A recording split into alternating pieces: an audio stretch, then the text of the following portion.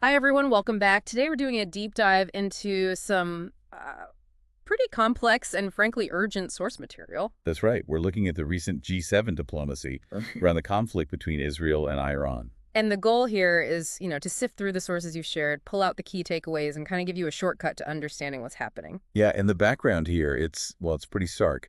What we're seeing in the sources is significant hostility, an exchange of missiles, airstrikes.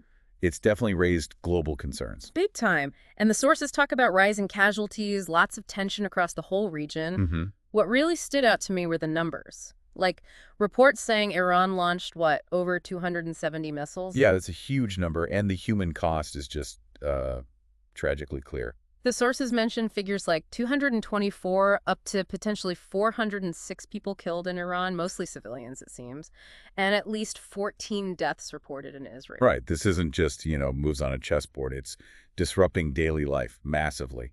And you see these global economic ripples, too, like oil prices jumping around 3%, or Brent crude specifically. Exactly. And that intensity is why the G7 summit in Kanaskis, Canada, well, they really had to pivot and make this a major focus. So, okay, how did the leaders actually react based on what we read in the sources? Well, the sources seem to show a real push from people like Starmer, Macron, Merz, Carney, focusing hard on, de-escalation, protecting civilians. That was the main theme. And there was talk about a chair's summary rather than a full joint communique, right? Yes, exactly. Right. So what does that actually mean, the difference there? Well, the sources suggest it points to some disagreement within the G7 itself. You need everyone on board for a joint communique. Ah, okay. So a chair's summary allows for a bit more maybe nuance or slight differences in position. Precisely. It kind of hints that getting everyone on the exact same page was tough. Yeah. Still, the sources mentioned Canada was trying to help build consensus through side meetings, bilateral talks. Okay, so Starmer, the UK PM, he came up a lot in the sources. What did they highlight about his role? Yeah, described as really vocal, very engaged. The sources talk about him reaching out directly to Trump, Netanyahu, Carney, Lamy, even Gulf leaders like the UAE. So a lot of phone calls trying to build momentum. Seems like it, suggesting he was trying to build some real diplomatic momentum from the UK side.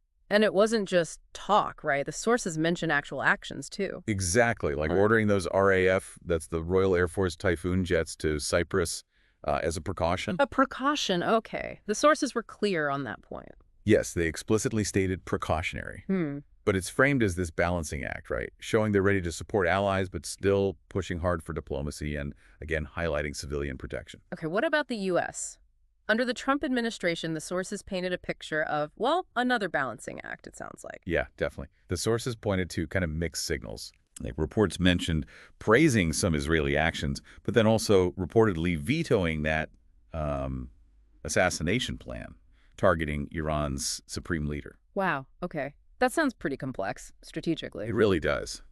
And the U.S. was clear, they'd react if U.S. interests are targeted. Right, a clear red line.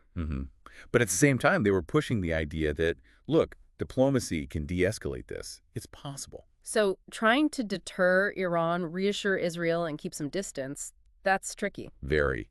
A high-stakes balancing act is how the sources seem to characterize it. And Iran, what did the sources say about their position through all this? Pretty clear, actually. They said no ceasefire talks while they felt they were under Israeli attack. And they communicated that. Yeah, they told mediators like Qatar and Oman this directly, according to the material we looked at.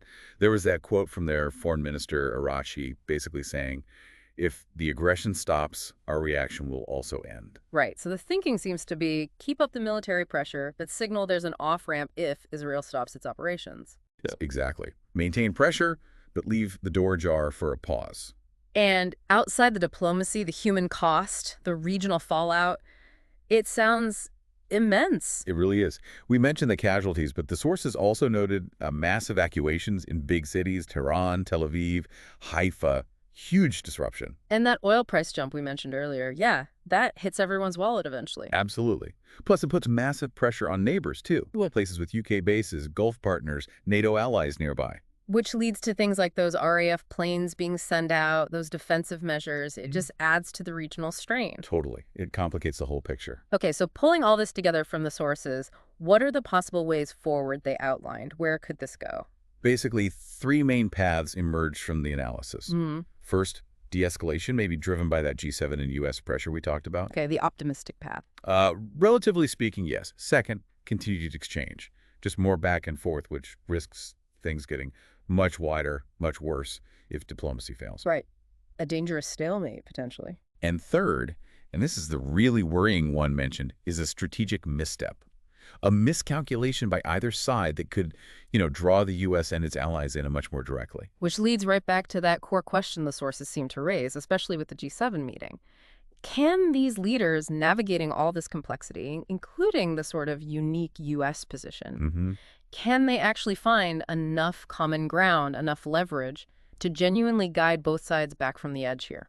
It's really a moment where you see that intense diplomatic effort clashing directly with the terrible human and economic costs happening right now. Well, thanks for walking us through all that complex stuff. It's a lot to process. My pleasure. It's definitely a critical situation to follow. And thank you for joining us for this deep dive. As you think about everything we've discussed from these sources, maybe consider this. How does this kind of intense, immediate pressure of conflict really test the ability, maybe even the will of global powers to actually unite and work effectively for peace? Something to think about. We'll catch you on the next one.